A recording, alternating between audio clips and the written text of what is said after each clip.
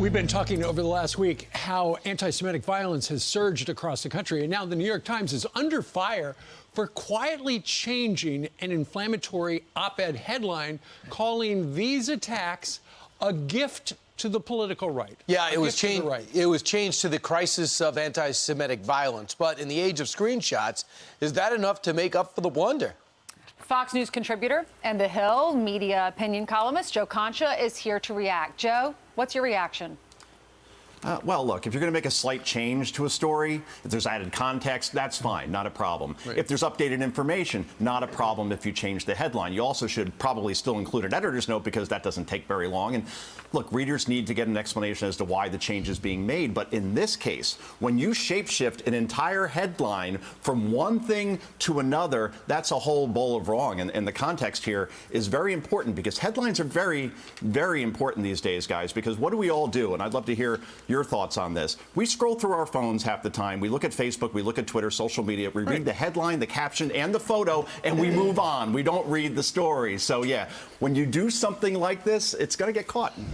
Well, the headline was, attacks on Jews over Israel are a gift to the right, which is what it was, and then it becomes the crisis of anti-Semitic violence. So the clickbait would be, I want to see how it is a gift to the right, right?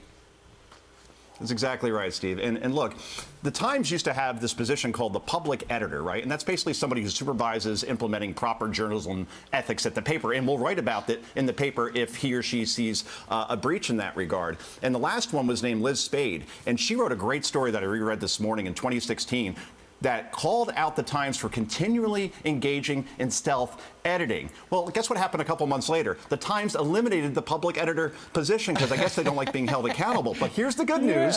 There's a lot of Paul Reveres out there on social media, public editors on social media who are screenshotting these things and then getting it out there. So the Times can eliminate that position all they want. They have to deal now with people that are keeping a very close eye on headlines when they go from one thing to another. Yeah, the whole premise was it's all about politics, and with the anti-Semitic attacks, instead of worrying about anti-Semitic attacks, they go, oh, Republicans going to benefit from this because it's the Democrats who are making the incendiary comments.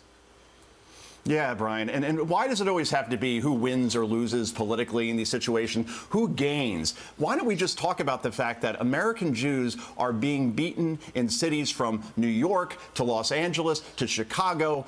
Innocent people. One man was beaten in New York that was actually on crutches. There was mace thrown in his face. And the person that did it, according to the prosecutor, said in his jail cell, I will do it again. So that should be the focus, not saying, boy, I really lament these attacks happening to American Jews because it really helps the pro-Israeli argument. No, that's wrong. I'm sorry. It's insulting. All right, thanks so much, Joe. We did reach out to the New York Times. Great to see you, Ainsley. Good to see you, too. We did reach out to the New York Times, and we did not get a response from them.